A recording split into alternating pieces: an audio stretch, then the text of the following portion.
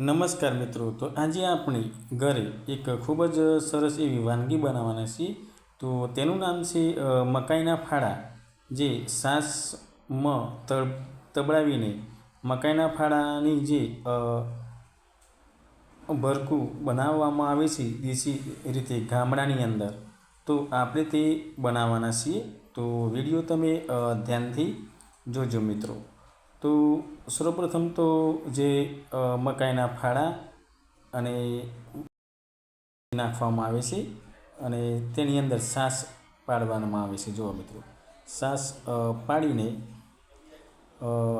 જે મકાઈના ફાડા હોય તેને મિક્સ કરવામાં આવે છે મિત્રો. તો તમે અમારા વિડીયોની અંદર તમે જોઈ શકો છો.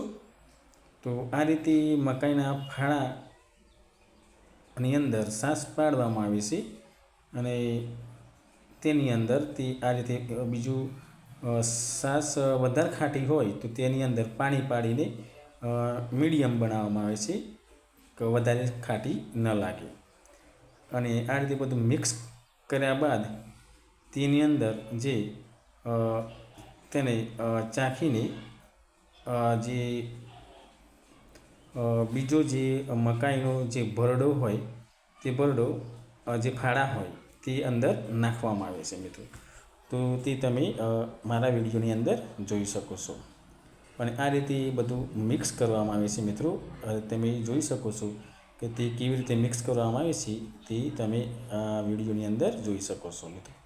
અને મિત્રો, વિડીયો ગમે તો વિડીયોને લાઈક કરજો. અને મિત્રો, તમારા ઘરે પણ આવી વાનગી બનતી હોય તો કોમેન્ટમાં જણાવજો મિત્રો. અને અમે તે ટેસ્ટ કરવામાં આવે છે કે તે ખાટી છે કે મીડિયમ છે, એવું ટેસ્ટ કરવામાં આવે છે મિત્રો. હવે આ બધું ટેસ્ટ કર્યા બાદ તેની અંદર જો બીજો એક છાશનો જે પાઉચ છે તે અંદર નાખવામાં આવે છે મિત્રો. તમે જોઈ શકો છો વિડીયોની અંદર. તો આ તેની અંદર નાખવામાં આવે છે બીજો છાશનો પાઉચ. હવે આ બધું મિક્સ કર્યા બાદ તેની અંદર સ્વાદ અનુસાર મીઠું ઉમેરવામાં આવે છે. મીઠું ઉમેરીને તમે જોઈ શકો છો મારા વિડીયોની અંદર કે અંદર મીઠું નાખવામાં આવે છે. છાશ નાખી છે, મકાઈના ફાડા, મકાઈનો થોડો લોટ ઝીણો હોય તે બધું નાખીને બધું મિક્સ કરવામાં આવ્યું છે મિત્રો. હવે તેને બધું જે ચમચો હોય તેનાથી હલાવવામાં આવે છે મિત્રો. જુઓ તમે, મિક્સ હલાવી. હવે ત્યારબાદ જે આપણે ગેસ હોય તે ગેસ ચાલુ કરીને તેના ઉપર જે આ મૂકવામાં આવે છે તપેલું. હવે ગેસ ચાલુ થઈ ગયું છે. હવે તમે તે વિડીયો તમે જોઈ શકો છો.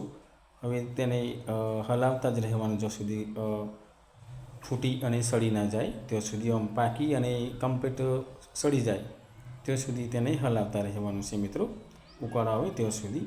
તો તમે મારા વિડીયોની અંદર બના રહેજો. આ રીતે તેને હલાવતા જ રહેવું પડે છે મિત્રો, જ્યાં સુધી તે કમ્પ્લીટ ચડી ના જાય ત્યાં સુધી. હવે તે ચડી ગયું છે મિત્રો, તમે જોઈ શકો છો. હવે તે ગાંઠું અને ચડી ગયું છે, તમે જોઈ શકો છો આ મારા વિડીયોની અંદર. ખૂબ જ સરસ એવું મકાઈના ફાડાનું છાશમાંનું ભરખું બન્યું છે મિત્રો.